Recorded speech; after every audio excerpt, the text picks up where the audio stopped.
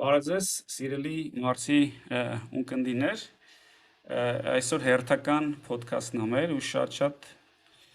ուրախ եմ, որ Նարեկն ա մեր հյուրը։ Մենք այսօր խոսալու ենք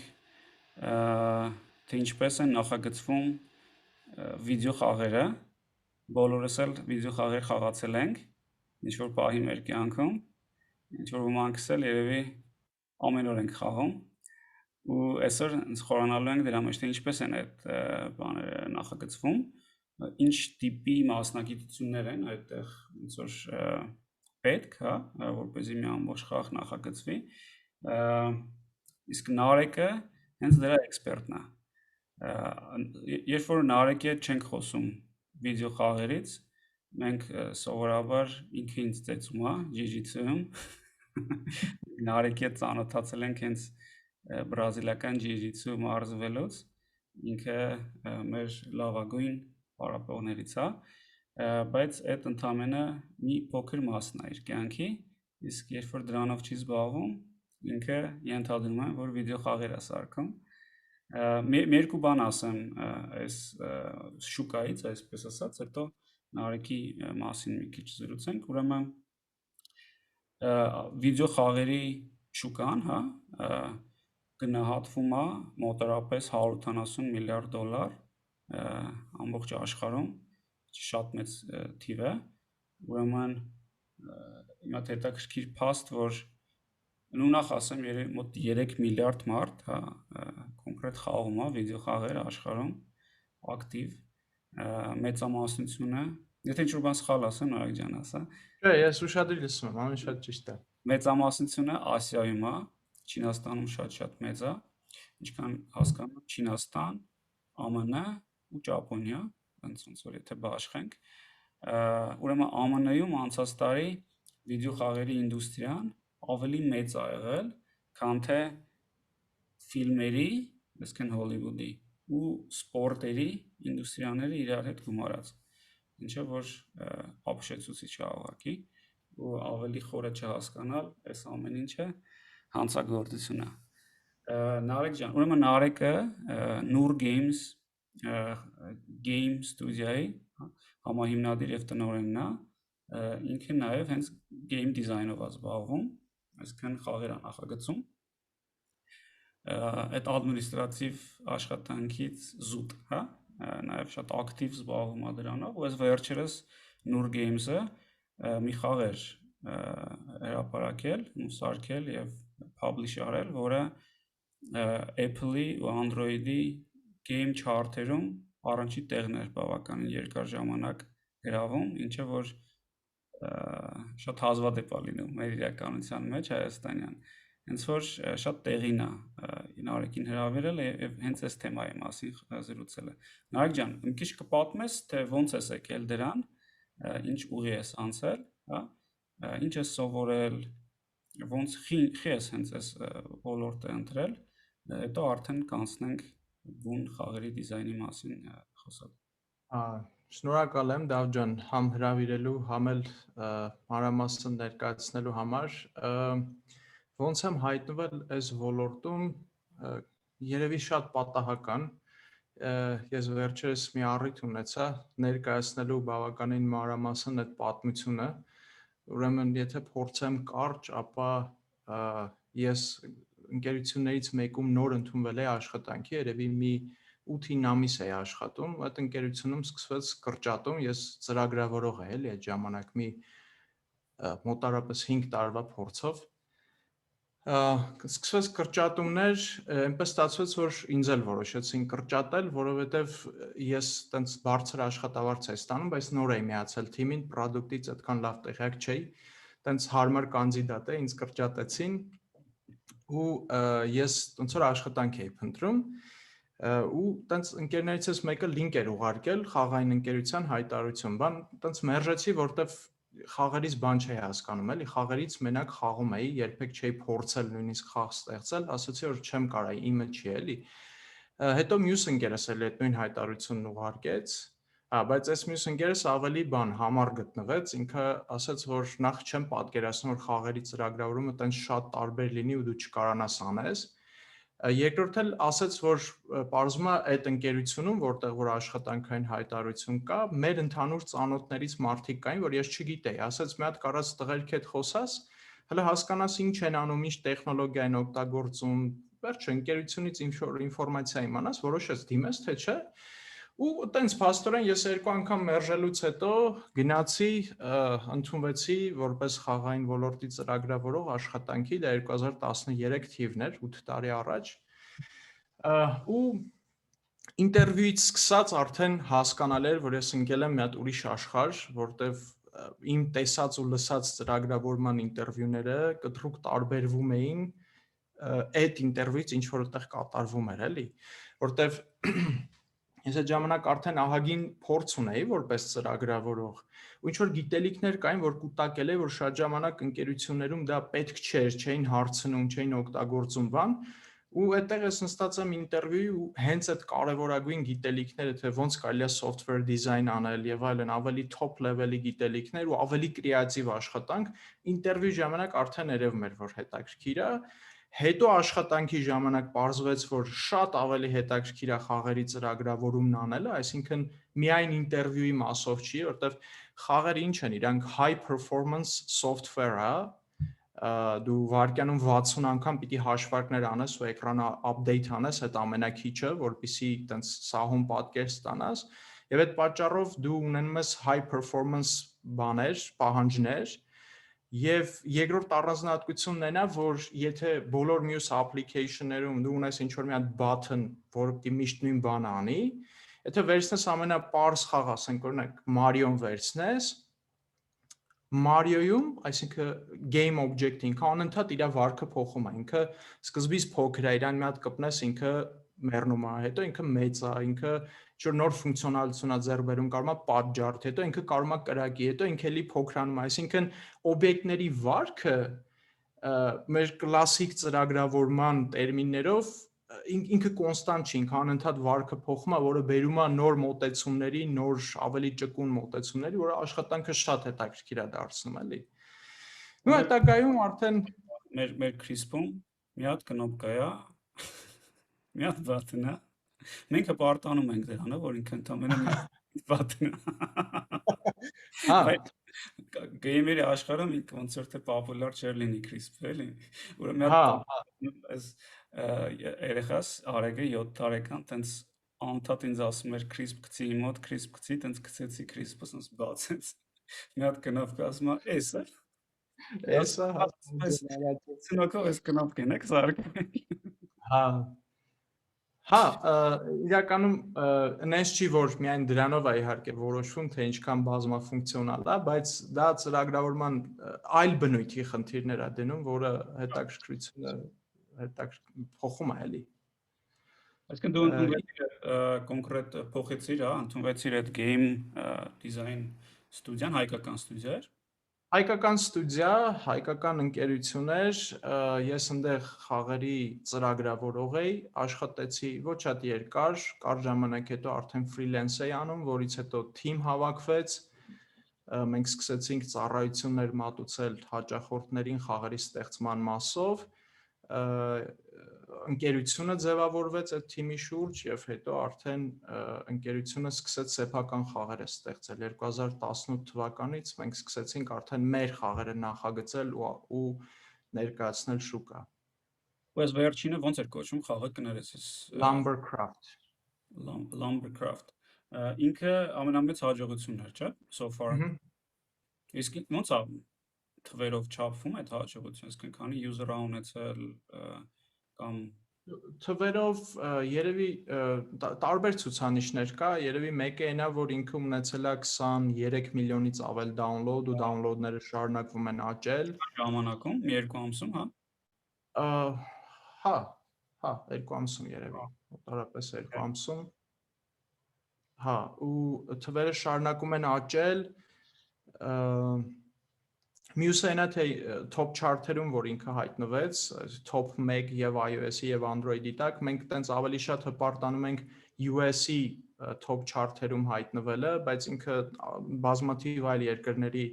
top 1-ն է եղել, Եվ Android-ի տակ նույնիսկ հաջողացրեցինք լինել ոչ թե top 1 game, այլ top 1 app, այսինքն դա ինչ որ social network, այսինքն բոլորից անցանք, որպես top 1 game 19 օր շարունակ մնացինք, տենց ահագին բան է, էլի։ Զգալի հաջող։ Ասենք տենց իրական համաշխարհային մակարդակի հաջողություն է, էլի ինքը այդպեսին լինել, այսինքն top առաջին app տենց որ շատ մեծ հաջողություն է։ Երբ որ տենց խաղ ես ունենում ու տենց բանա, ինձ որ չեմ ուզում տենց մանրամասների մեջ մտնեմ, բայց ուղղակի ուզում հասկանամ իմպակտը ֆինանսական տեսանկյունից։ Մեծ է լինում ընկերության վրա։ Կոնկրետ այդ խաղի վրա, որը ինչքան հասկա recreational ոնց է կոչվում, ինքը թեման։ Կոնկրետ խաղի վրա որ ինչ։ Ոճը ոնց է կոչվում, ինքը ինչ Hyper casual, հա, hyper casual խաղերը hyper casual խաղերը ունակ են աշխատել մի քանի $100,000-ից մինչև մի քանի միլիոն $, մեկ խաղը։ Եվ մեկ խաղը կարա ստեղծվի, ասենք, մեկ ամիս ժամանակում, այսինքն մեկ ամիս ժամանակը հերիքա, որ խաղը հասնի այնպիսի մակարդակի, որ ինքը արդեն հրատարակվի։ Իհարկե մեկ ամսում ինքը այդ գումարը չի աշխատում, խաղեր կան, որ տարիներով դեռ շարունակում են գումար աշխատել։ Հիմա օրինակ Lumbercraft-ը top-երում չի երևում, բայց ինքը profitable խաղ է, ինքը շարունակում է գումար աշխատել ու դեռ ինչքան կաշխատի ոչ մեկ չի կարա էլի predict անի։ Հա, այդպես։ Ինքը ասենք Angry Birds-ի նման է, իր բանով ոնց որ, այսինքն ուզում հասկանամ այդ subscription based չի, այսինքն երևի ինչ որ մարդիկ ինքը փողով խաղեր, вообще download-ի համար թե առնում ես այդ Չէ, ինքը անվճար խաղ է, բոլոր hyper casual խաղերը անվճար են եւ երևի թե ապահով ասել, որ բոլոր hyper casual խաղերը գումարի մեծամասնությունը աշխատում են գովազդների հիման վրա։ Այսինքն խաղացողին լիքը գովազդ է ցույց տրվում, մի մասը ստիպված է խաղացողը նայում, մյուս մասը իր կամքով ինչ որ մի առավելության կամ ինչ որ մի հնարավորության դիմաց ինքը գովազդ է նայում ու ստանում է, ասենք օրինակ կրվել ես, հա, լեվելի կեսից ուզում ես այդ կետից շարունակես, ասենք կարաս գովազդ նայես, շարունակես կամ ասենք ինչ որ Lumbercraft-ում օրինակ ուզում ես քո Lumber Mill-ը upgrade անես, բավական գումար չունես, կարաս մի հատ ասենք գովազդ նայես ու ասենք մի level քո Lumber Mill-ը թարմանա։ Այսպես հիմնականում user-ները գովազդ են նայում, դուք փող եք աշխատում։ Հիմնականում հա, բայց մի քիչ էլ օրինակ ասենք համարյա բոլոր խաղերում կա այդ feature-ը, որ դու կարաս մեկ անգամ վճարես եւ բոլոր գովազդները, որոնք որ պարտադրված պիտի նայեր, դրանք սա անջատվում է խաղում։ Իսկ այն գովազդները, որոնք որ քո ցանկությամբ ես նայում, դրանք դեռ մնում են, որտեղ դա քեզ լրացուցիչ ինչ որ հնարավորություններ է տալիս։ Այդպես, այսինքն երկու մոդելն էլ կա, բայց գումարի մեծամասնությունը գալիս է գովազդ նայելուց։ Քանի տոկոսն է սովորաբար գնում այդ գովազդներ չնայելը։ Չեմ կարա կոնկրետ թիվ ասեմ, բայց revenue-ից արդեն երևում է գովազդ նայելը շատ մեծ գումար չի արտադրում եւ եթե revenue-ի առյուծի բաժինը ընկնում է գովազդ նայելուց եկած գումարների, ապա ակնհայտ է որ շատ քիչ մարդ է որ գնում է այդ option-ը։ Մի քանի տոկոս երևի, չէ՞։ Դե հա, չգիտեմ, կարող ասենք ենթադրենք, չգիտեմ, 5-10, չեմ կարա կոնկրետ ասեմ։ Շատ լավ։ Հիմա տարբեր բիզնես մոդելներ կա փաստորեն խաղերում, չէ՞։ Խաղեր կան, որտեղ դու ուղղակի պետք է առնես, չէ՞, խաղը միանգամյա վճարով կան ու subscription, այսինքն ամեն ամիս կամ տարեկան պետք է փող տաս, չէ՞։ Այդտենց երևի ենթադրում եմ ամենամեծ խաղերը, որոնք ամենամեծ ֆինանսական բանն են ստեղծում, այդ subscription based խաղերն են, ճիշտ եմ, թե չէ։ Հաճախ խաղերի դե սկզբից ոնց ա եղել, սա խաղերը սկզբից վճարով են եղել, ոնց որ բոլոր նորմալ պրոդուկտներ, եթե դու ուզում ես գնաս հաց առնես, դու վճարում ես, հետո ես այդ հացը ուտում, բայց կոնկուրենցիան այնքան մեծ ա եղել, որ ոնց որ խաղերը սկսել են ստիպված անվճար տրամադրել մարդկանց, այն հույսով, որ հետո գումար կաշխատեն։ Այդ հետո գումար աշխատելու ձևերը տարբեր են։ Դու կարաս օրինակ խաղի մի մասը անվճար տաս, հետո մյուս կտորներն unlock անելու համար, ասենք նոր map-եր, նոր բաներ, այն կոչվում են downloadable content-ներ, DLC-ներ, այսինքն DLC-ների համար կարաս վճարես, այդքանը խաղում ես անվճար, ավելի շատ ես ուզում խաղաս, վճարում ես։ Երկրորդ մոդելը այնա, որ դու խաղի մեջ ինչ որ բաներ ես առնում, չգիտեմ, սկիներից բռնած ինչ որ ֆունկցիոնալ ինչ որ բաներ, ենթադրենք կարաս առնես տանկիդ համար ուղակի սկին ու կարաս առնես նոր տանկ, որը ավելի լավ է կրակում։ Subscription մոդելը երևի համատաբար ավելի նոր մոդել է, որ տարբեր պլատֆորմներ փորձում են, դու այսինքն ամսական կամ տարեկան վճարում ես, չնայած երևի այդքան էլ նոր չի։ Տարիներ շարունակ, հա, ես բազմաթիվ խաղեր գիտեմ, որ օգտագործում են դրան,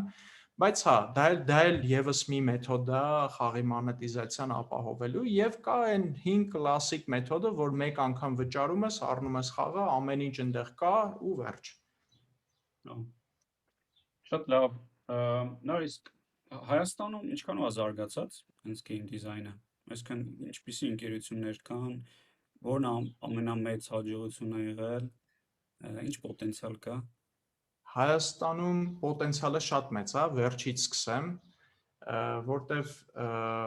արդեն չնայած որ ընկերությունները քիչ են, երևի 10-15 ընկերություն է գործում, ես 15-ը երևի մի քիչ ապահով թիվ եմ ասում, միգուցե 15 էլ չկա։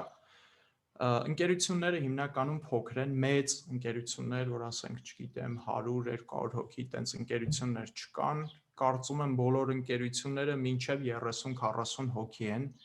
5 հոգանոց, 10 հոգանոց, 15 հոգանոց, պոտենցիալը մեծ է, հաջողություններ, հենց այդ է հետաքրքիրը, որ փոքրիկ թիմեր են, բայց բազմաթիվ կան օրինակներ, որոնք որ ցույց են տվել, որ նույնիսկ մենակ մարդիկ կան Հայաստանում, որ աշխատում են լրիվ մենակ, բայց համաշխարհային հաջողության խաղեր են տվել։ Ուղղակի մեդիայում դրանք շատ չեն քննարկվում, շատ չեն լուսաբանվում, մի քիչ դեվելոփերներն են երևի пассив, մի քիչ մեդիան տեղյակ չի,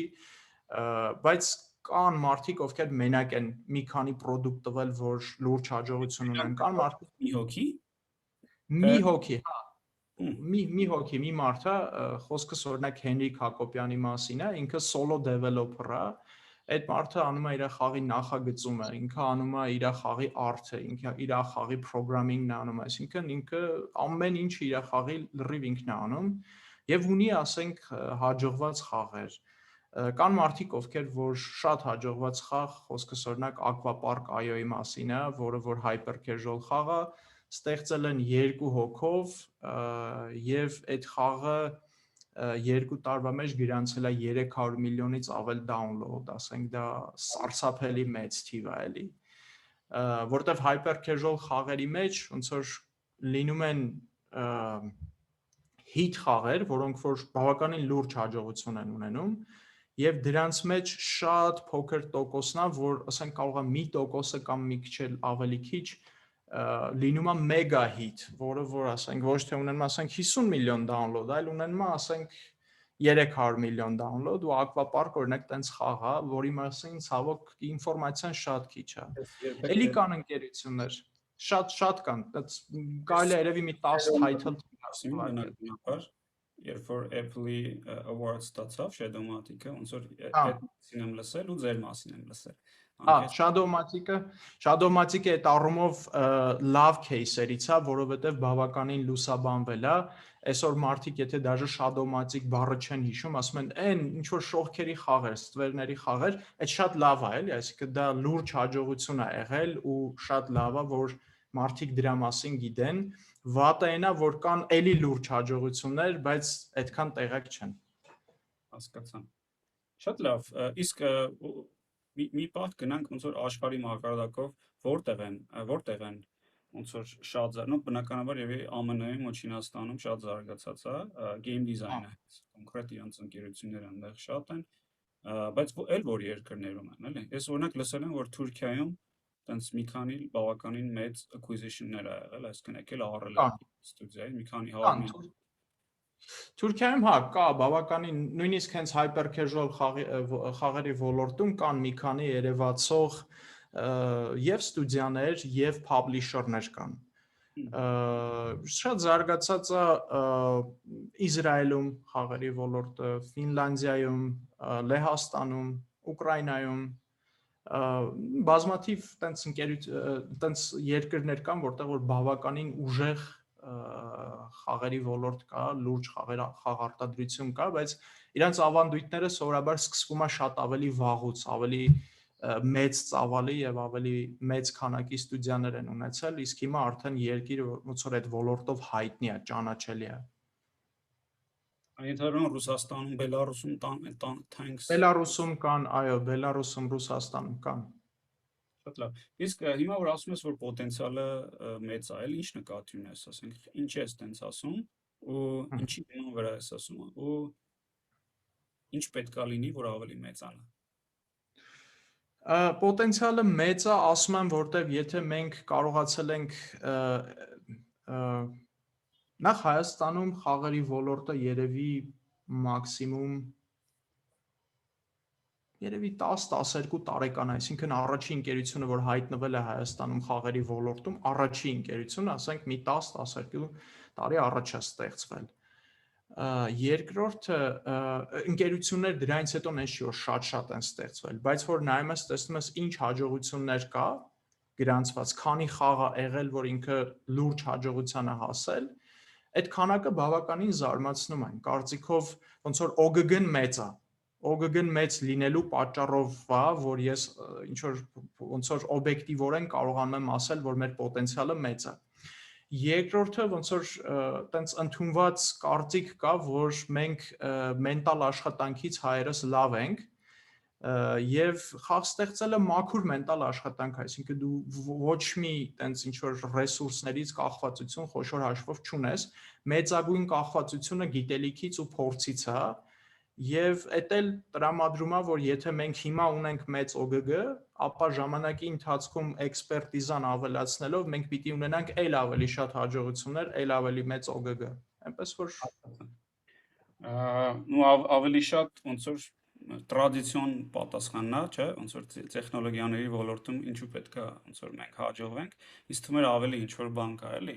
կոնկրետ խաղերի հետ կապ ունեցող ինչ որ կոնկրետ բան է տեղի ունենում, որի պատճառով հենց խաղերի ինդուստրիան շատ մեծ պոտենցիալ ունի։ Կա դա այդպիսի բան։ Կոնկրետ բաներ մենակ խաղերի ոլորտի հետ կապված կա, որ կարա խաղերի ոլորտին առանձնացնի, օրինակ հենց hyper casual ժանրի առկայությունը։ Եթե մենք գնանք օրինակ մի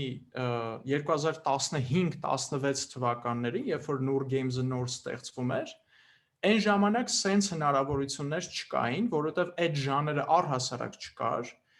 իսկ այդ ժանրը հնարավորություն է տալիս, ասենք փոքր թիմերին, 2-3 հոգանոց թիմերին ստեղծել այնպիսի պրոդուկտ, որը կարող է աշխատի մի քանի $100,000-ից մինչև մի քանի միլիոն $։ Եթե օրինակ 3 հոգով կարողանան մի քանի միլիոն $, աշխատել, այդ նշանակում է, որ այդ 3 հոգին հետո մեծանալու են, մեծ թիմ են դառնալու եւ դա բերելու է բանի մուլտիպլիկատիվ էֆեկտի։ Հիմա այդ առումով շատ լավ ժամանակաշրջան է, որ համատաբար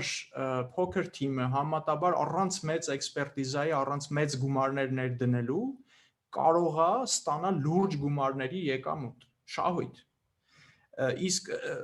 տենց օրինակ խաղերի ոլորտում այսպես ժամանակ առ ժամանակ այդ պատուհանը բացվել է։ Դրա hyper casual խաղերի պատուհանը հիմա է բաց, ինչքան կլինի բաց չգիտենք, արդեն մի քանի տարի է բաց է, երևի 17 թվից սկսած մինչև հիմա բաց է ու փակվելու ինչ որ տենդենս բան չի երևում։ Իսկ դրանից առաջ ասենք երևի նախորդ պատուհանը որ բաց էր, այդ App Store-երի ստեղծումն էր, երբ որ հայտնվեց նոր պլատֆորմ, քիչ կոնկուրենցիա ու կարային փոքր թիմերով առանց մեծ բյուջեի ինչ որ պուճուրիկ խաղեր ստեղծային ու էլի հաջողային։ Բայց հետո երբ որ կոնկուրենցիան մեծացավ, արդեն սկսում էին հաջողել մեծ թիմերով, մեծ բյուջեով ավելի ծանր խաղերը ու պատուհանը փակվեց։ Մինչև հետո նորից այդ պատուհանը բացվեց hyper casual խաղերի ստեղծման ժամանակ։ Այնպես որ հիմա կարանք ասենք ամբողջ աշխարհը ունի այդ մեծ պոտենցիալը խաղերի ոլորտի զարգացման։ Ես չեմ կարող հիմա քեզ չհարցնեմ, ինչ է էլի hyper casual խաղը, ու Հա, ոնց է։ հա, սիրով։ Hyper casual, տեսեք, ուրեմն խաղերը, եթե իրանց տարբեր կատեգորիաներ կա, էլի, տարբեր կատեգորիաներ կարելի է բաժանել, եկեք սկսենք նրանից, թե player-ից ինչքան skill-ա պահանջվում։ Գոյություն ունեն hardcore խաղեր, որտեղ որ player-ը պիտի հազարավոր ժամեր խաղա, մինչև կարողանա լավ խաղա այդ խաղը։ Օրինակ Jiu-Jitsu-ն տենց խաղ է։ Հա։ Հիմա հա կան խաղեր, որոնք որ mid-core խաղեր են,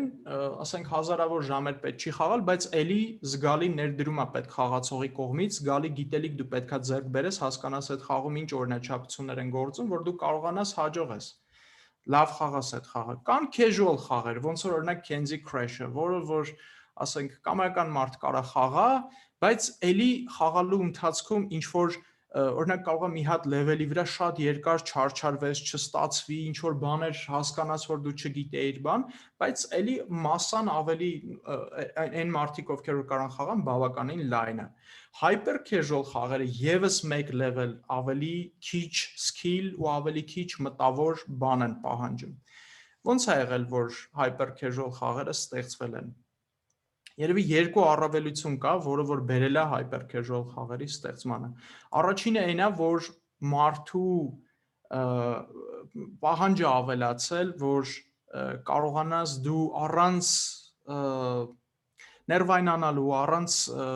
ինչ որ մտավոր էներգիա ներդնելու, դու կարողանաս հանգիստ հաջողության հասնես։ Եվ այդ հաջողությունը հասնես շատ կարճ ժամանակում, այսինքն օրինակ 2 րոպեում խաղաս մի level անցնես։ Այսինքն դա բավական ոնց որ junk food լինի, հասկանում ես, այսինքն դու կարողանում ես, ասենք, մի հատ free ուտես կշտանաս, ինքը տենց որակով սնունդ չի, բայց դու կարողանում ես արագ ինչ որ հաճույք ստանաս, հաճույքի պորցիա ստանաս։ Եվ այդ տեսանկյունից, քանի որ դա հասանել է շատ մարդկանց, նաև մարքեթն է մեծանում, այսինքն ոչ գեյմերները կարողանում են այդ խաղերը խաղալ։ Հիմա hyper casual խաղը, եթե այսքանից հետո փորձենք մի երկու բառով ձևակերպել, այդ այն խաղերն են, որոնք որ player-ից պահանջում են քիչ ժամանակ, քիչ մտավոր ռեսուրս, տալիս են բավականին մեծ հաճույք եւ հասանելի են նույնիսկ ոչ խաղ խաղացող մարդկանց։ Դες լրիվ ասեցիր, շատ լավ։ Հիմա նայեք, կուզեի բուն թեմային անցնենք, ավելի խորնենք, թե ինչպես են նախագծվում խաղերը, եւ այդտեղ ես պետք է ասեմ, որ ընդհանրապես գաղափար չունեմ, հա, ու լիքը հարցեր ունեմ, հա։ Okay. Ոնց որ իրենք որ ծրագրավորումը բավականին մեծ դեր է խաղում այդտեղ, առանց ծրագրավորի արդեն կարողանաս ծրագրավորել, բայց կան ուրիշ մասնագիտություններ այդտեղ, որոնք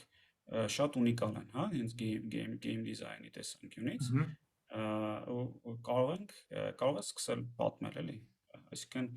ես ոնց որ մաքսիմում որ գիտեմ, որ կա Unity, ու ինքը լավ տենց engine է, հա, տալիս, բայց դրանից ավել ոնց որ չգիտեմ, տենց ենթադրի, որ հենց audience-ն էլ այդպեսին է, հա։ Okay, ուրեմն խաղը բազմադիսցիպլինար մասնակիցների համագործակցության արդյունք է։ Նույնիսկ hyper casual խաղը, որը շատ փոքր է իր ծավալներով։ Այնտեղ աշխատում է ծրագրավորողը, այնտեղ աշխատում է վիզուալ մասով ձևավորողը, այսինքն այնտեղ 3D մոդելավորում անում, անիմացիաներ անում, վիզուալ էֆեկտներ, հա, եւ գոյություն ունի եւս մեկ մասնագիտություն, որը խաղերի նախագծումն է։ Ինչ անում խաղերի նախագծողը։ Խաղերի նախագծողը որոշում է, թե խաղացողը ինչ պիտի անի, որն է իր նպատակը, ոնց կարա իր նպատակին հասնի, ինչ խնդիրներ է դնելու խաղացողի առաջ, որն է լինելու, ասենք, խաղի կոնտրոլը, ինչ, ասենք, բաթններ են լինելու, ինչ կոնտրոլ է լինելու եւ կամերան օրինակ ոնց է աշխատելու։ Այսինքն խաղի գաղափարը հիմնականում այդ game designer-ի գործն է։ Բայց քանի որ խաղի աշխատանքը, թիմային աշխատանքը խաղի ստեղծումը, պիտի ամբողջ թիմը կարողանա այդ ամեն ինչից հասկանա, որպեսզի կոմունիկացիան ստացվի, այսինքն ծրագրավորողը պիտի իմանա ինքը ինչի է այդպես անում կամ ոնց պիտի անի, որ իր ստեղծած feature-ը ավելի հասկանալի լինի, ավելի ընկալելի լինի, նույն ձևի visual artist-ը պետք է էլի իր խնդիրները լուծելուց խաղը հնարավորինս հասկանալի ու հաճելի դարձնի։ Հիմա game designer-ի խնդիրը էդ է, եթե ինչ-որ հարցեր կան, որ ավելի մանրամասն եմ կոնկրետ։ Չէ, ավելի կոնկրետ եմ ուզում, ասենք ձեր մոտ Lumbercraft խաղի վրա քանի հոգի է աշխատել, ու ճիշտ ոչ թե քանի հոգի, ավելի հետաքրքիր է ինչ մասնագիտություններ են աշխատել, հա։ Այդ երեքը՝ game designer, ծրագրավորող եւ visual մասը, ասենք technical artist, եկեք տենց ասենք, որտեվ ինքը անում է art-ը խաղի եւ նաեւ տեխնիկական թիմի հետ է լրիվ համագործակցում, որտեվ ինքը կարա իր art-ը անի, ուղղակի դնի այնտեղ միտեղ ծրագրավորողը վերցնի ու կարա ինքը ինտեգրի Unity միջավայրում եւ Unity միջավայրի հետ ինքն էլ աշխատի։ Դրա համար մեր դեպքում աշխատել է ծրագրավորող, technical artist ու designer։ Okay, այսինքն game designer-ը, եթե այստեղ մի հատ article ունեի մոտս, երևի ավելի մեծ խաղերի դեպքում ոնց որ ավելի շատ են բացվում, հա, ասենք game designer-ը սկսում է բացվել, այնտեղ տարբեր մասնագիտություններ է առաջանում, ասենք այսպիսի բաներ են այստեղ գրած, wall design, content design, game writing, level design, այսինքն ենթադրում եմ, որ ինչ որ մեկը խաղ սկզբից ինչ-որ իդեա գալիս, չէ, ասում ենք, okay, ոնց այլ է այդ process-ը։ Okay։ Հա, իրականում շատ տարբեր է խաղի ծավալից կախված game designer-ները կարան իրանք բաժանվեն ավելի մանր պատասխանատվությունների։ Օրինակ մեկը անի ասենք level design-ը։ Ինքը մենակ level-ներ սարքի։ Մյուսը անի օրինակ economy design-ը։ Economy design-ը ինչ է, օրինակ Lumbercraft-ի օրինակով դու ունես ինչ-որ ռեսուրսներ, այդ ռեսուրսները արտադրում ես, ինչ-որ միտեղ սպառում ես, ինչ-որ ռեսուրսներ ինչ-որ միտեղից ծնվում են, ինչ-որ միտեղ convert են լինում այլ տեսակի ռեսուրսի ու ինչ-որ միտեղ կորում գնում են, սպառվում են կամ կորցնում ես դու ինչ-որ ձևի, հա։ Դա խաղի էկոնոմիկան է ու պիտի game designer-ը մտածի թե ինչքան ռեսուրս պիտի ծնվի, քանի տեսակի ռեսուրս պիտի լինեն, դրանք որտեղ ուր պիտի convert լինեն եւ ինչ rate-ով պիտի convert լինեն, որտեղ դա ինքնին ստեղծում է խաղի հետաքրքրությունը։ Մարդը այդ էկոնոմիի համար խաղում է, որտեղ ինքը ուզում է այդ էկոնոմիի մեջ optimize անի իր շահույթները։ Հիմա եթե ասենք Lumbercraft-ը չլիներ, մեծ խաղ լիներ, կարային էկոնոմիի վրա աշխատեին մի ամբողջ team game designer-ների, որոնք որ միայն էկոնոմին են դիզայն անում։ Մի թիմ աշխատել level design-ի վրա։ Ոնց որ ավելի տենց ինչ-որ տնտեսագիտություն պետք է իմանաս, տենց բան անելու համար, թե տենց չի ասի։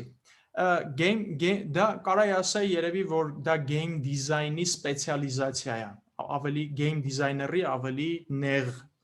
բանա, ճյուղա, game design-ի ավելի նեղ ճյուղա ու որ ասեմ, որ տենց ինչ-որ հատուկ տնտեսագիտություն է պետք դրա համար ուսումնասիրել, տնտեսագիտություն ուսումնասիրելը չի խանգարի։ Game designer-ը պարտավոր է շատ բաներ ուսումնասիրել։ Պիտի, չգիտեմ, ինչից ինչքան իմանա, այնքան իր օգուտն է, որովհետև խաղի կախված նրանից թե ինչ խաղ է ստեղծում, կարա քեզ աշխարհագրության գիտելիքներ պետք է, պատմության գիտելիք պետք է, չգիտեմ, կինեմատոգրաֆիայի գիտելիք պետք է, այսինքն հոգեբանություն պարտադիր։ Հոգեբանություն ինքն էլ ուզում է ստեղծի։ Ինչ դու ինչքան հիշում եմ, հենց ինքդ շատ լիքը ուսումնասիրում ես հենց հոգեբանություն, չէ՞։ Շատ։ Ես ժամանակին մտածում էի, որ երբ որ չգիտեի այդ ամեն ինչը ոնց է լինում, ես մտածում էի, որ կան հատուկ հոգեբաններ, ովքեր որ ոնց որ խաղերի ստեղծողների հետ աշխատում են, խորհուրդներ են տալիս։ Հետո ես հասկացա, որ կարող է իհարկե լինեն նաև հատուկ հոգեբաններ հենց այդպիսի մասնագետների մասնակցություն, դա չի բացառվում, բայց game designer-ը պարտավոր է այնքան հոգեբանություն իմանա, որպեսզի իր basic կարիքները, այն հիմնական հարցերը, որ առաջանում է խաղի նախագծումից, ինքը պատասխանի։ Ու այդպիսի հարցերը շատ են։ Օրինակ hyper casual խաղում համար առաջի բանը այն է, որ խաղը 3 վայրկյանում հասկանալի լինի։ Այսինքն, եթե դու 3 վայրկյանանոց վիդեո ցույց տաս ինչ-որ մեկին, ինքը պիտի կարողանա ասի, որ ես հասկացա այս խաղում ես ինչ պիտի անեմ ու ոնց պիտի անեմ։ Եվ այդտեղ հոգեբանությունը շատ տեղերով եւ UI UX դիզայնի, եւ էկոնոմի դիզայնի, եւ gameplay ամեն տեղ հոգեբանությունը ինչ որ պորցիայով դեր է խաղում ու չիմանալ հոգեբանություն ուղղակի անհնար է։ Okay, շատ լավ, հետաքրքիր է։ Իսկ ասենք օրինակ վերցնենք հենց Lumbercraft-ի կամ արի գիտես նենց խաղ վերցնենք, որ շատ մարդիկ են էլի, հա, տենց տեսել վիզուալ։ Ես երեխան Minecraft-ա սկսել խաղալ, ոնց որ ես շատ ինքս գեյմեր չեմ էլի այդքան, բայց օրինակ վերցնենք Minecraft-ը։ Minecraft-ի այդ ոնց որ աշխարհի դիզայնը, հա, այդ ոնց որ այդ լանդշաֆտը, այդ ամեն ինչը ով է ու ոնց են անում, հա, ես ոնց որ вообще գաղափար չունեմ։ Այդ ով է անում, այս world designer-ն է անում, հա, ստեղից world design-ի։ Ես կոնկրետ Minecraft-ի դեպքում կոնկրետ օրինակի համար չեմ կարող ասեմ, բայց вообще-то հա, եթե դու ունես աշխարհ, հա, հատկապես այդ աշխարհը եթե մեծ է, հա, պետքա լինի կոնկրետ ինչ-որ միգուցե game designer կամ game designer-ների team, որը որ հենց այդ աշխարհն է դիզայն անում ու այդ աշխարհը ինչ որ հատուկ նկատառումներով է դիզայն անում։ Օրինակ նկատառումներից մեկը լինում է այն, որ եթե այդ աշխարհը մեծ է, ոնց հնարավորություն ստեղծի խաղացողին հասարակ հարց, ուղղակի կողմնորոշվել այդ աշխարհում, A կետից B կետը գնալուց չխճճվի, չկորի, հարմար լինի, տեսանելի լինի, հուշի թե որ ճանապարհն է, օրինակ էլի շատ հայտնի խաղերից Valve-ի ստեղծած անունը մոռացա Half-Life-ը Valve-ի ստեղծած Half-Life-ը երբ որ այդ խաղը խաղում ես իրականում որ նայես կտեսնես որ բազմաթիվ ճանապարհներ կան որ player-ը կարա ընտրի կարա սենց գնա կարա նենց գնա հա ինչ որ տեղեր կա որ ինքը դու կարող ես ճանապարհներն ընտրես ասենք ինչ որ շենք հա այդ շենքի շուրջ կարաս սենց գնաս կարաս նենց գնաս կամ չգիտեմ այդ դռնով ներս մտնես շենքի միջով գնաս հա տարբեր ընտրություններ ունես բայց երբ որ դու շարժվում ես, դու զգում ես, որ ոնց որ անկախ քեզնից անընդհատ ճիշտ ընտրություններ ես անում, ինչ որ ճիշտ տեղեր ես հայտնվում։ Ու Half-Life-ը կարող է Half-Life-ը այդքան լավ օրինակ չի, որտեղ ինքը ավելի կարիդորնի խաղ է, հա, այսինքն ոնց որ S-ծերից N-ծեր գնալը ավելի գծային է, բայց խաղեր կան, որ այդքան էլ տենց չեն ու դու անընդհատ քեզ հայտնաբերում ես, որ դու անընդհատ ճիշտ ճանապարհով ես գնում, չես խճճվում, չես կորում, ու դա դիզայների աշխատանքն է։ Դիզայները նուրբ լուծումներ է տալիս, թե ոնց դու հասկանաս, թե ուր պիտի գնաս։ Շատ բարդ է ինձ թվում այդ ամեն ինչը, քանի որ ընդհանրապես տեղյակ չեմ։ Թվում է թե ոնց որ շատ կրեատիվ աշխատանք, ահավոր շատ կրեատիվ աշխատանք պետք է լինի։ Երևի տենց էլ կա։ Բայց իսկ բանի տեսանկյունից նայեք, ասենք այդ աշխարհի, ասենք ինքը 3D աշխարհ է, չէ՞։ Այսինքն ինչ tool-եր կան, էլի, այսինքն բնական, երևի հենց Unity-ն է այդ tooling-ը տալիս քեզ, որ այդ աշխարհը դիզայն անես։ Թե ամեն developer վերցնում ինչ որ իր ինչ որ դվիժոկ պետքա սարքի, ոնց է էլի այդ ֆիզիկական աշխարհի սարքելը, դիզայնը անելը եւ այլն։ Սովորաբար ֆիզիկական աշխարհի ստեղծումը լինում է 3D մոդելավորման ծրագրերում, ասենք օրինակ 3ds Max-ում կամ Maya-ում, Cinema-ում, Blender-ում, հա, տենց հատուկ ծրագրեր կան, որտեղ որ ասենք, չգիտեմ, այսօր 3D մուլտֆիլմերն են ստեղծում, ասենք կինոների այն բանը մասեր, որոշ մասերը, որոնք որ ռեալ հնարավոր չի նկարել, ֆանտաստիկ ինչ որ բաներ են տեղի ունենում, այդ մասերն են ստեղծում, նույն ձևի խաղերում, այդպիսի միջավայրերում ստեղծվում է, բայց Unity-ն ու Unreal Engine-ը, որոնք երկու ամենատարածված game engine-ներն են, game engine ասելով դրանք գործիքների ու միջավայր է, որտեղ կա բազմաթիվ գործիքներ, որը թույլ է տալիս ծրագրավորողին եւ վիզուալ ձևավորողին իրար հետ համագործակցել ու ստեղծել խաղի աշխարհը։ Խաղի աշխարհը, խաղի օրենքները եւ այլն, ամեն ինչ։ Հիմա իրականում այդ գործիքները այնքան զարգացած են, որ դու կարաս այդ գործիքների մեջ, եթե ոչ ստեղծես աշխարհը, այլ գոնե prototype անես, դու դրա հնարավորություն ունես, սովորաբար այդ prototyping-ը այդքան օպտիմալ չի, դա վերջնական ֆորմայով տենց չի մնում, ասենք level designer-ը կարա ասենք բաները դնի, ասենք ասի պատկերացրած, այդտեղ ասենք սեղանը, այդտեղ պատա, հա, ինչ որ կուբիկների ձևով ձևավորի, հա, ու հետո ասենք visual artist-ը դրանք արդեն replace անի իրական մոդելներով, որը որ ստեղծված են արդեն 3D մոդելավորման ծրագրերում։ Եվ ինչ վերաբերվում է սեփական engine-ներ գրելուն, հա, տենց էլ է լինում։ Հաճախ մեծ ընկերությունները չեն օգտվում այդ կլասիկ գործիքներից, ոնց որ Unity-ն ու Unreal Engine-ն են, իրանք գրում են իրանցը, դա կարա լինի պատմական պատճառներով, որտեղ ժամանակին Unity-ն ու Unreal-ը այդքան բաց ու այդքան լավը չէին, իսկ իրանք իրենց գործիքները ստեղծել են 10 քանի տարի առաջ, եւ վերջի հենց Unreal Engine-ն էլ հենց այդ ձևի առաջացել։ Unreal Engine-ը չի ստեղծվել որպես գործիք, ինքը ստեղծվել է որպես ինչ որ խաղի համար բան, հետո հասկացել են, որ լավ բան են ստեղծել, դարձրել են ավելի ընդհանուր օգտագործման գործիք։ Որոշ դեպքերում խաղի սպეციფიკան է ստիպում, այսինքն այդ ընդհանուր general purpose այդ բաները, գործիքները ինչքան էլ որ լավը լինեն, որոշ տեղերում կարող է ինչ որ ժանրերի համար իրանք ամեն դեպքում թերի լինեն կամ թերի չլինեն, բայց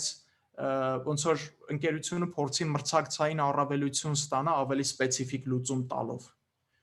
Ինքը իր engine-ը գրի, ավելի ասենք լավ արդյունք ստանա, էլի։ Այսինքն օրինակ Unity-ում ու այդ Unreal-ում իրանք ենթադրում են, որ շատ ֆիզիկական ֆունկցիաներ, հա, այսինքն աշխարհի ֆիզիկայի հետ կապված ֆունկցիաներ, իրանց մոտ արդեն implement եղած է, հա, դու ուղղակի օգտագործում ես իրենց, չգիտեմ, եթե պետքա ինչ-որ shooting լինի, պետքա կրակես, կա, հա, այդ ֆիզիկան արդեն ամբողջովին, թե ոնց է այս պատրոնը գնալու կպնի այնտեղ, ու դու պետք չի դա 0-ից գրես, արդեն այդ տալիս է, դա ճիշտ հասկանում։ Շատ բաներ հենց տենց էլ կա, դու ուղղակի վերցնում ես, պետքա ուղղակի այդ գործիքը ինքը այդքան པարզ գործիք չէ, էլի։ Ինքը քանի որ տենց շատ հնարավորություններ ունի, ահագին learning curve-ը մեծ է, բայց երբ որ learning curve-ը անցնում ես, պարզվում է, որ շատ բաներ, որոնք որ եթե դու 0-ից աներ, կարող է տարիներով չարչարվեր, այդտեղ 5 րոպեում կարող է իրար ինչ-որ մի երկու բան կպցնես իրար ու աշխատի։ Բացի դրանից լինում են նաև plugin-ներ, որտեղ որ third party developer-ները առանձին լուծումներ են տալիս, այսինքն եթե այդ գործիքը չունի այդ հնարավորությունը, դու մի հատ plugin ես բերում ինտեգրում այդ գործիքին, online-ում ես այդ հնարավորությունը։ Այսինքն այդ գործիքները սարսափելի ուժեղ գործիքներ են ու ըստ էության երևի կարելի է ասենք կամայական մտքովդ ինչ անցնի ստեղծես բացառությամբ ինչ որ հատուկ բաների, որ քեզ ստիպված պիտի լինես ինչ որ քո գործիքը ստեղծել ինչ որ հատուկ կարիքների համար։ Իսկ learning curve-ը շատ մեծ է, այսինքն եթե ծրագրավորողը, ասենք C++ գիտի, դրանք սինոպսիսում է աշխատում, բայց այս հաղորդումը տեսնում է ու երազում է գալ հենց Unity-ով Minecraft նման հայկական խաղ սարքել։ Ինքը դժվար է լինելու այդ curve-ը, էլի։ Գնա այդ ինչքան պետք է, ասենք, չգիտեմ, ֆիզիկա իմանաս, որպեսզի Unity սկսես օգտագործել, էլի։ Շատ լավ հարց է, որտեվ եթե իմ նախորդ ասածներին միայն նայենք, կարող է ինչ-որ սխալ տպավորություն ստեղծվեր, այս հնարավորությունը պարզաբանեմ։ Լավն է նա, որ այդ երկու engine-ներն էլ ոնց որ easy to start, hard to master այդ ֆիլոսոֆիայի մեջ տեղավորվում են, այսինքն երկուսն էլ կարելի է բավականին արագ սկսել ու ահագին արդյունավետ աշխատել, լիքը բաներ ստանալ, որ ոնց որ կարա քեզ էլ զարմացնի, որ ոնց այսքան արագ ես կարամ sense բաներ ստանամ։ Այնպես որ հա, եթե մարդը սինոպսիսում աշխատում է, ինքը երևի կարա մի քանի ժամվա մեջ արդեն զարմանալի արդյունքներ ստանա, ինքն էլ չէր պատկերացնի, թե որ կարելի է այդքան արագ հա սարքել այդ, որ շատ արագ է բան ստանա։ Հա, իրականում իրանք բավականին հասուն գործիքներ են ու երկու ընկերություններն էլ աշխատել են, որ easy to start լինեն, բայց մյուս կողմից իրանք քանի որ պրոֆեսիոնալ գործիքներ են, իրանք շատ բան կա, որ պետքա դու սովորես ու այդ իրոք արդեն ժամանակատար է, պլյուս ինչ որ նրբություններ, այդ նույն բանը ավելի օպտիմալ անել, ավելի լավ անել, այնպես որ կարելի է շատ արագ սկսել, բայց որpիսի դու իրոք տիրապետես վստահ լինես այդ գործիքների հետ, տարիների աշխատանք է պետք առանց կասկածի, էլի։ Եվ հասան։ Հա, կուզեի մի փոքր Դավջան անդրադառնայի այդ Minecraft-ի խաղ ստեղծելու հետ կապված։ Օրինակ Minecraft-ը այդ ընդհանուր բան է, էլի, որ մարդիկ հաճախ ուզում են մեծ ու շատ երևացող պրոյեկտ անեն, բայց այդտեղ մի քանի նրբություն կա, որ հաճախ մեծ պրոյեկտները պահանջում են մեծ թիմեր ու մեծ էքսպերտիզա, ոչ միայն քանակ, այլ նաև այդ գիտելիք ու հմտություն է պահանջում։ Ու շատ հաճախ մարդիկ, երբ որ այդ մեծ լավ խաղերը խաղում են, իրանք ուզում են նմանատիպ մի բան սարքեն ու չեն սկսում փոքրից։ Սկսում են տենց շատ մեծ բան անելու երազանքից ու ցանկությունից, որը որ այդքան էլ ռեալիստիկ չի։ Ու այդ շատ-շատ է պատահում, ես ուղղակի ուզում եմ ռեկոմենդ անեմ, որ եթե ինչ-որ մեկը շատ ուզում է խաղ սարքի ու այսօր լսեց, որ դա կարելի է հեշտ սկսել, այդ շատ լավ է, ես դրա համար մենակ ուրախ կլինեմ, բայց շատ մեծ target թող չվերցնեն փոքրիկ ինչ-որ մի բան, որովհետև իրականում Այս ցանկացած ուրիշ ասպարեզում, չէ՞։ այո, այո։ Իսկ ուղղակի երևի պետք է ասել, որ այդ մեծ խաղերի վրա հարյուրավոր մարդիկ են, չէ՞, աշխատում։ Նույնիսկ հազարավոր։ Հազարավոր։ Որոշ խաղեր կան, որ հազարավոր մարդիկ են աշխատում մի խաղի վրա։ Okay, հետաքրքիր է։ Հա, շատ լավ։ Այ, ես մի հատ էլ էի մտքիս բան կար, ուզում էի հարցնել։ Հա, իսկ բանի տեսանկյունից տես, հիմա ոնց որ կան աշխատողներ, 10-ից 15 ընկերություն ունենք, հա, Հայաստանում, ու այնտեղ երևի միջինում տենց մի 10 հոգի աշխատում, թե ավել։ Երևի հա, միջինում երևի 10 Այսինքն 100-ից 150, 100-ից 200 հոգի է,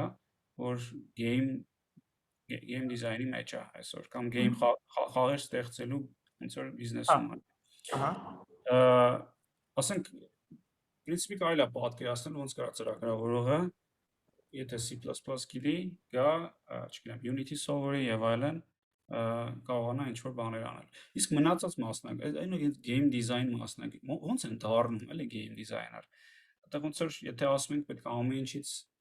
կուրսի լինես, պետք է հոգեբանությունից լավ հասկանաս, երևի ծրագրավորումից էլ պետք է հասկանաս, ոնց են դառնում այդ մասնագետը։ Ես կարամ փորձեմ իմ օրինակով բացատրել, թե ոնց է դա եղել, կարող է դա ինչ-որ տենց պարտադիր ճանապարհ չի, բայց առաջի բանը, որ մենք թիմով սկսեցինք ուսումնասիրել, այդ game design-ի գրքերն են։ Վերցրեցինք առաջի գիրքը ու սկսեցինք կարդալ, լավ, դա ինչի մասին է, մենք ինչ պիտի իմանանք, որպեսզի կարողանանք խաղ ստեղծել։ Ու այդպես ոնց որ առաջի գիրքը, երկրորդ գիրքը, երրորդ գիրքը, վիդեո բազմաթիվ կուրսեր կան, իրականում բազմաթիվ ռեսուրսներ կան, որ այսօր կարելի է օգտվել, ու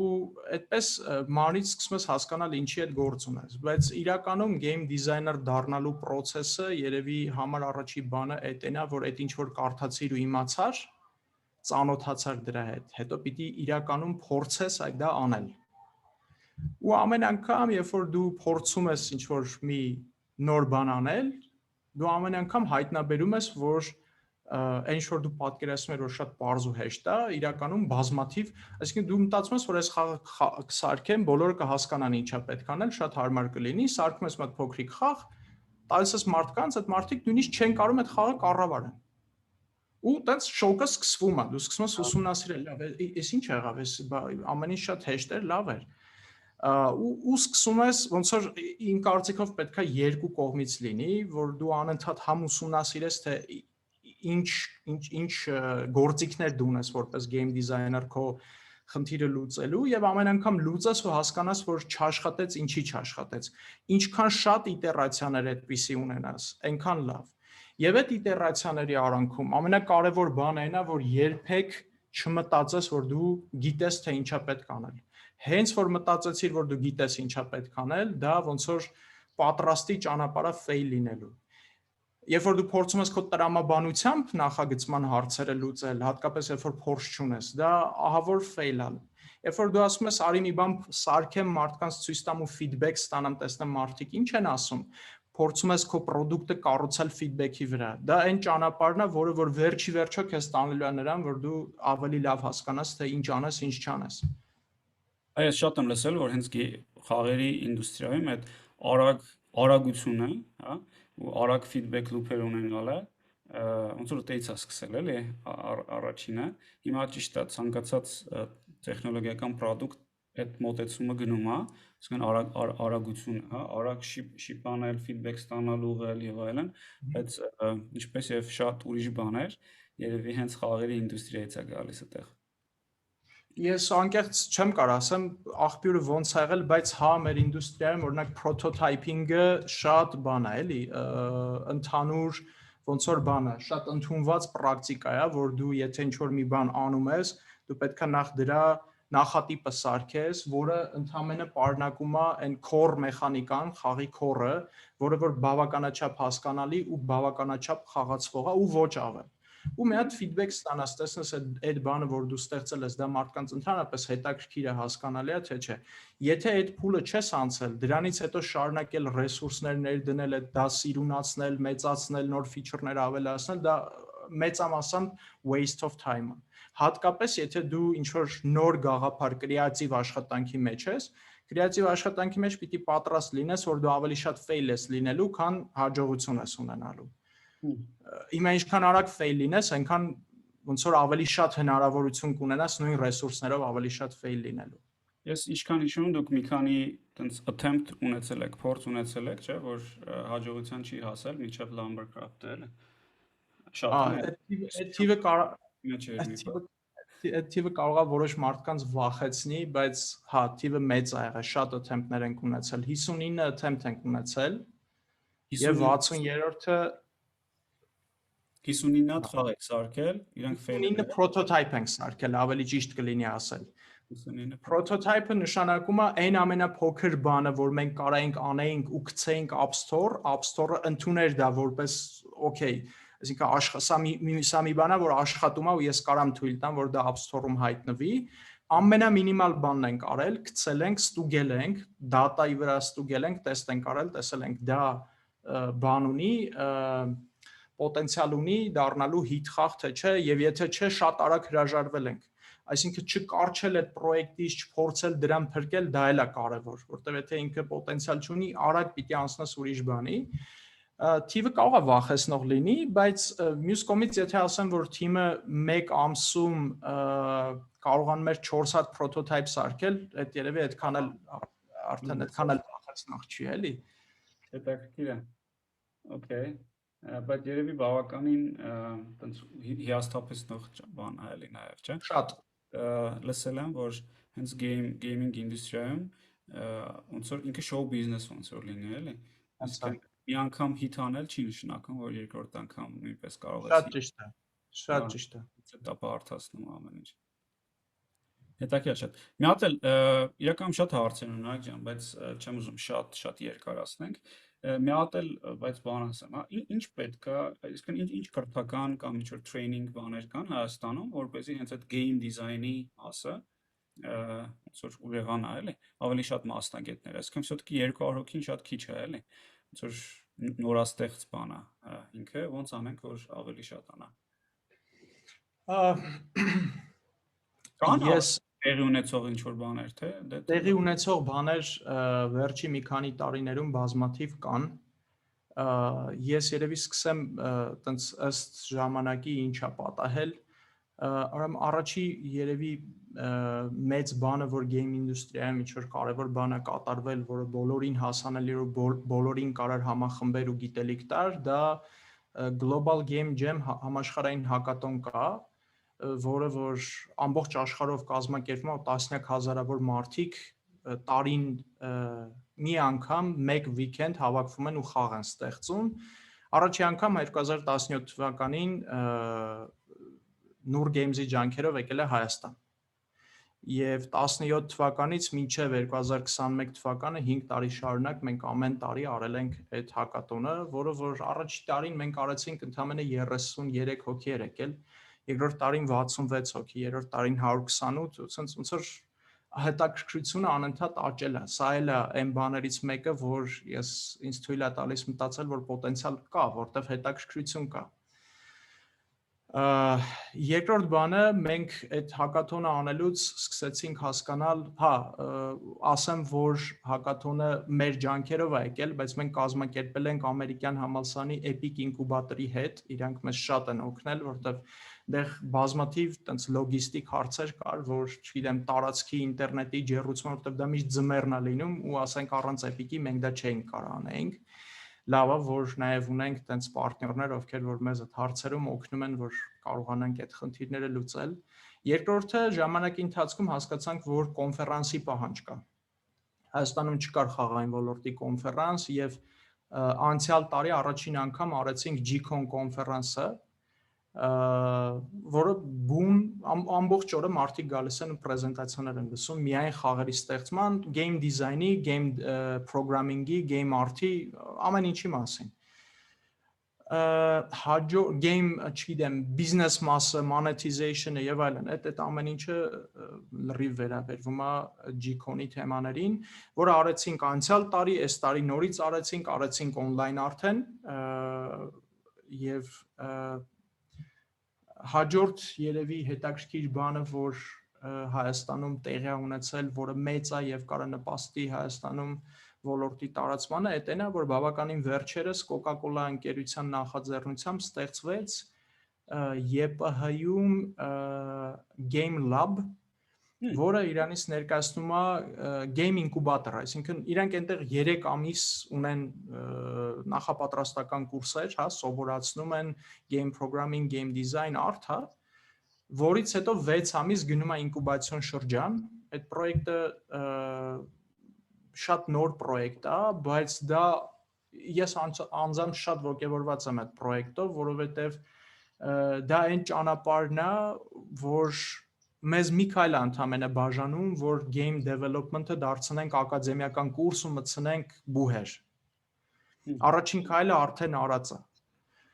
Այնպես որ ես կարծում եմ, որ մոտակա տարիներին միգուցե 1-2 տարվա ընթացքում մենք ունենանք համալսարաններ, որոնք որ պատրաստում են game developer-ներ, որը ֆանտաստիկ նորություն է։ Մի քիչ բանի հարց կա, ինֆորմացվածության հարց կա, օրինակ ես ինչի էի հրաժարվում game development-ից, որտեղ ես ուղղակի չի հասկանում, թե ինչից եմ հրաժարվում։ Ինֆորմացիայի պակասը շատ մեծ է, էլի, ու այդ ինֆորմացիան պետք է մեդիան չի լուսաբանում։ Շատ, հա, մեդիան շատ չեն լրագրողները, ովքեր որ IT-ից հասկանում են ու կարող են լուսաբանել, ովքեր որ հասկանում են ու կարողանում են լուսաբանում են, բայց դա լայն մասայի չի հասնում, էլի, սովորաբար, եւ մենք ավելի շատ բան ունենք անելու, որպեսզի հասցնենք այդ ինֆորմացիան, որ գիտեք, մեր աշխատանքը շատ կրեատիվ է, շատ լավ է վարձատրվում, մենք հաճույք ենք ստանում մեր աշխատանքից եւ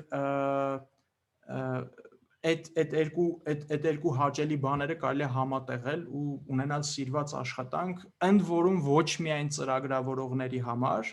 այլ նաև նկարիչների, անիմատորների, story writer-ների եւ այլն, այսինքն դիսցիպլինաների քանակն էլ է շատ մեծ, որը որ բուն IT ինդուստրիային այդքան հատուկ չի, այնտեղ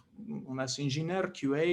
մենեջերներ ու ոնց որ երևի այդքան է։ Այստեղ ավելի լայն է, էլի։ Այնպես որ ինֆորմացիայի պակաս շատ կա եւ նաեւ կա խնդիր խաղերին անլուրջ վերաբերվելու, որտեղ խաղերը տրադիցիոն մարդու կողմից ընկալվում է, որ դասերը տարա, գործերը տարա, հետո նոր խաղ կխաղաս, էլի, բայց երբ որ դու դրան մոտենում ես որպես բիզնես, այդ մոտեցումով, որ ամեն ինչ հետո նոր խաղերը, այդ արդեն ասենք մարդիկ լուրջ չեն մոտենում որպես մասնագիտություն ու էլի ինֆորմացվածության պակասությունից է։ Երևի նաև բանից է, էլի, այդ հաջողությունների մասին քիչ խոսալուց, հա, որտեղ այդ հաջողությունը ինքը վարակիչ է, էլի, երբ տեսնում ես, որ չգիտեմ, մի քանի միլիոն հնարավոր է աշխատել մի քանի հոգով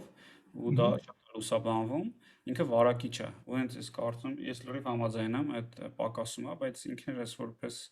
community կարող ենք դրա մասին ավելի շատ բարձրացնել ու պետք է դա անենք։ Բայց լավ առիթ է, օրինակ։ Հա, դրա համար խոսում ենք հիմա։ Շատ լավ, Նարեկ ջան, շատ հետաքրքիր էր։ Եթե ինչ որ ավելացնելու բան կար քո կողմից, որևէ մենք Ես լիքը բան սովորեցի, ինձ թվում է, ասենք, ես շատ high level էր, մի օր առաջիկայում չէ, բայց մի օր անպայման ավելի deep dive կանենք, որտեղ լիքը հարցեր ունեմ դեռ։ Շատ լավ, Սիրով, շնորհակալ եմ գալու համար։ ես էլ շնորհակալ եմ հրավիրելու համար։ Եվ հաջողություն։